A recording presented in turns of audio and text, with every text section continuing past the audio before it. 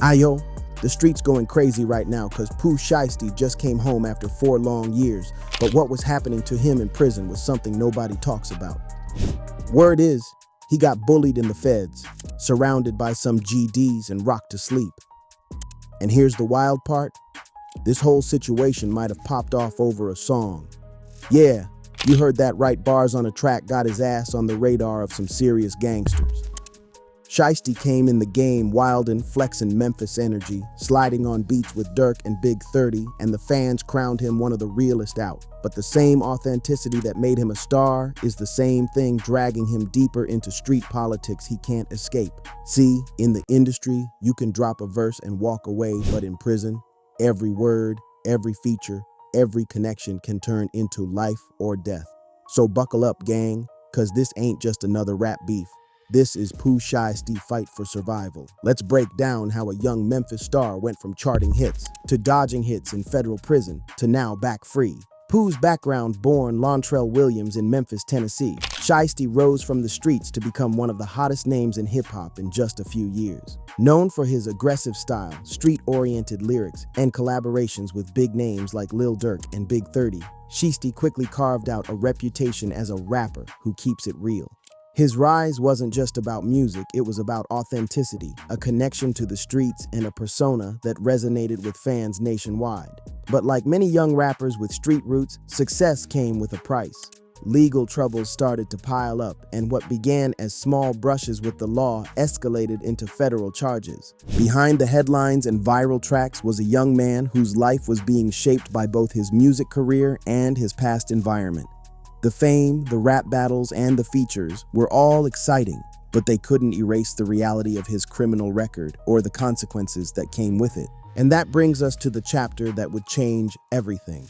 Shiesty federal prison sentence, his release to a halfway house, and the violation that sent him right back behind bars. It's in this part of his life where fame meets danger, where music collaborations intersect with gang affiliations, and where survival becomes more than a headline, it becomes a daily fight. Now let's dive into Pooh Shiesty prison backstory and break down how his journey from the streets to a federal facility set the stage for the dangerous situation he faces today. Prison backstory. Pooh Shiesty rise in the rap game was fast, but so was his fall into legal trouble. Born Lontrell Williams in Memphis, Tennessee, he quickly gained street credibility that translated into a successful music career. But the streets and the law always seemed to follow him. In 2022, Shiesty's world took another major hit when he was sentenced to federal prison. The sentence wasn't just about past gun charges. He had also violated probation tied to prior offenses, which meant the courts weren't willing to let him slide.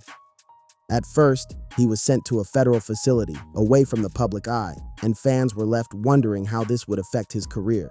For someone like Shiesty, who built his brand on authenticity and street connections, prison isn't just a cage, it's a high-stakes battlefield where survival depends on strategy, alliances, and a little luck. But after serving part of his federal sentence, there was a glimmer of hope. He was released into a halfway house, a transitional step designed to help inmates reintegrate into society while under supervision. Family and friends were the first to publicly celebrate his release. His mother confirmed he was home, expressing hope that her son would finally have a chance to rebuild and stay out of trouble. Big 30, his longtime friend and collaborator, also shared updates, showing that Shiesty was adjusting to life outside prison walls. For the first time in years, it seemed like he might have a chance to focus on music and personal growth. But halfway houses are strict environments. Rules are not suggestions, they're mandatory, and any violation can have serious consequences. Unfortunately, Shiesty ran into issues. Specific details about the violation weren't fully disclosed, but whatever it was enough to have him sent back into federal custody. That return was a heavy blow not just for him, but for his fans and family who had hoped he could finally turn a corner. Being back in federal prison is a completely different experience than being on the streets. In a federal facility, inmates are not just serving time, they're surrounded by hardened criminals, gang affiliates, and people who have very real influence over life and death in the system. And for Shiesty, that reality hit hard. Once inside, he was placed in a unit with inmates linked to high-profile gangs, including GDS. That alone raised immediate concerns about his safety. Shiesty's history as a rapper, coupled with his collaborations, added another layer of tension. He had been featured on a song with Lil Durk that dissed FBG Duck, a Chicago GD who was murdered in 2020. Even though Shiesty wasn't from Chicago and wasn't directly involved in that scene, his presence on the track put him on the radar of certain inmates. In prison, affiliations and appearances can matter more than intent, and the situation quickly became dangerous. While the streets may forgive a person for ignorance, the rules inside federal facilities are stricter. Inmates with gang ties take their codes seriously, and anything perceived as disrespect or an unresolved beef can escalate quickly. This environment is unforgiving, and even minor past associations can turn into life-threatening situations.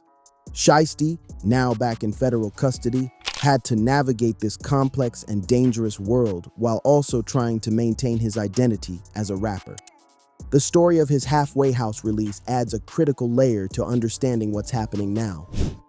Friends like Big 30 and his mother emphasized that Shiesty was home, living under supervision, and trying to follow the rules. This wasn't just another court headline, he was actively trying to rebuild. The violation that sent him back didn't erase that effort, but it put him directly into the crosshairs of a much more hostile environment. And while prison may seem like a distant reality for fans who see rappers living lavish lives on Instagram, Shiesty's situation is a reminder that street credibility comes with consequences.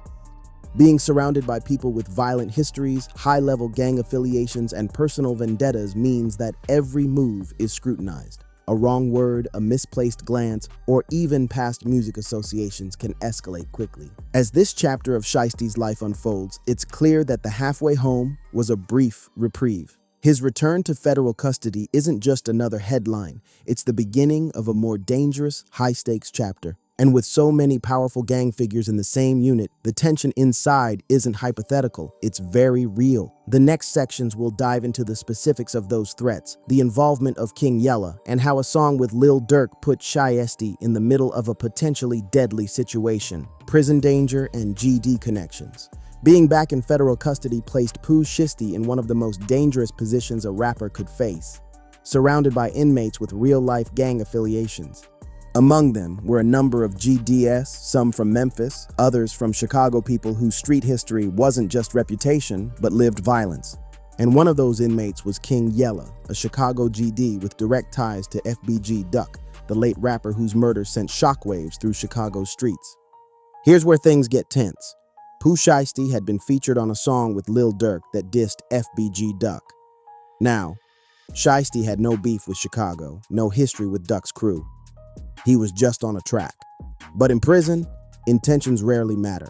Affiliations and appearances are everything. For some inmates, being connected even indirectly to a perceived enemy can make someone a target. And that's exactly how Shiesty ended up on some people's radar. Through prison communication channels, King Yella got wind that Shiesty was in the same unit as these inmates. The question came quickly, do you want him hurt? Stabbed?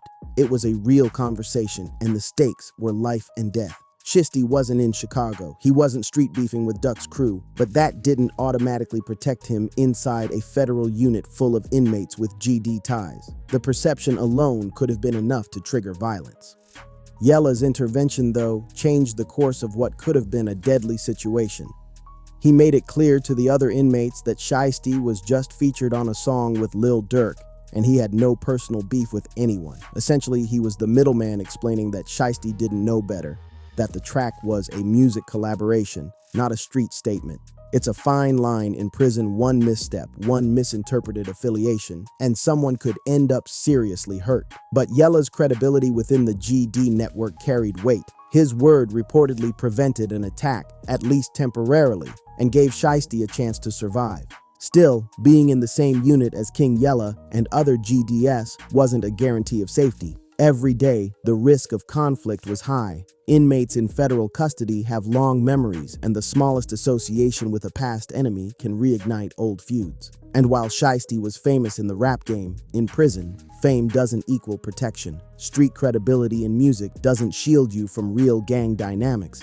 This scenario also highlights how Shiesty's music career, particularly collaborations and features, A track with Lil Durk, something meant for streams and clout, suddenly became a potential trigger for prison violence. In a world where gang alliances dictate survival, even unintended associations can carry consequences.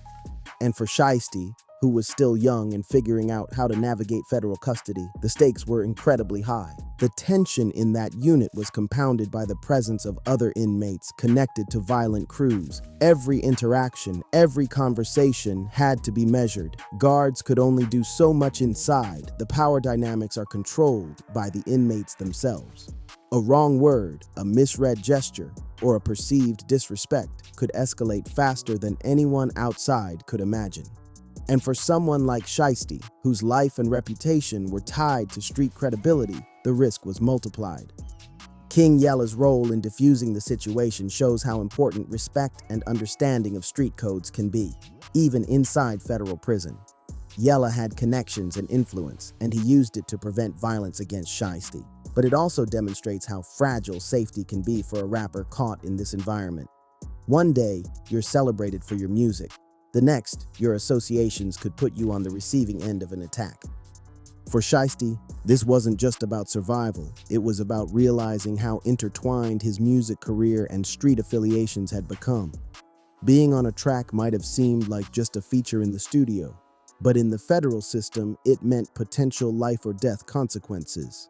And while Yella's intervention likely saved him from immediate harm, it didn't erase the ever-present risk of being in a unit with people whose reputations are built on real violence. This chapter of Pooh Shiesty's story underscores the harsh reality of fame combined with street credibility inside federal prison walls. Music might open doors, but it can also put you in the crosshairs when you least expect it. And with GDS and other dangerous inmates around, the line between collaborator and target can disappear in an instant. Shiesty's survival in that environment depended not on luck alone, but on alliances, credibility, and the careful navigation of a world where every move counts. Current status and confirmation. Pooh Shiesty's story took a frightening turn inside federal custody. After being sent back for violating his halfway house rules, he found himself in a high-stakes environment surrounded by inmates with real gang affiliations. And unfortunately, the risk became reality when he was attacked in prison, leaving him in critical condition. Details about the attack remain scarce, but sources close to Shiesty indicate that it was serious enough to raise immediate concern for his life. The danger for Shiesty wasn't just hypothetical. As we mentioned earlier, he was in a unit with GDS, some connected to FBG Duck, and King Yella's intervention may have prevented even worse violence. But being surrounded by people whose lives are shaped by street codes and past beefs meant that Shiesty was constantly in a vulnerable position.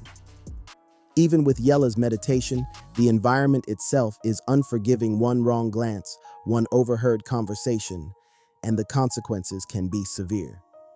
News of the attack quickly spread through social media, and fans were left stunned. For many, Shiesty's image is that of a confident, street-savvy rapper, but fame doesn't insulate you from the dangers of prison. This incident brought a harsh reminder that even someone with a music career and loyal fan base can face life-threatening situations behind bars. Friends and family immediately spoke out, confirming that he had indeed been home after his initial release from federal prison. Big 30, Shiesty's best friend and longtime collaborator, was one of the first to post updates on social media, explaining that Shiesty had been trying to rebuild and had been living under supervision before violating the halfway house rules. Big 30 emphasized that his friend wasn't trying to antagonize anyone and that this attack was not expected. Despite the attack, Shiesty's supporters remain hopeful. Fans have flooded social media with prayers and messages of support, urging for updates and holding on to hope that he will recover fully. The rap community has also rallied, showing solidarity and expressing concern for the Memphis rapper. This incident serves as a stark reminder that street roots, fame, and survival are deeply intertwined, especially when a young artist is navigating both the music industry and the criminal justice system. The attack also highlights the ongoing danger inside federal facilities for high-profile inmates, particularly those with known gang affiliations. Even someone like Shiesty, who is primarily known for music rather than street violence, can be targeted due to past associations or perceived allegiances. In this environment, survival is a daily challenge, and alliances like the one with King Yella can be life-saving, but they don't eliminate the constant threat. And while the intervention by King Yella may have prevented even worse outcomes, the attack proves that danger is always present, and one misstep or association can have life-altering consequences. Now Pooh is back home and is enjoying life again, and hopefully he stays out of trouble because he is known as one of the founding fathers of this YN movement. Don't forget to like and subscribe for more.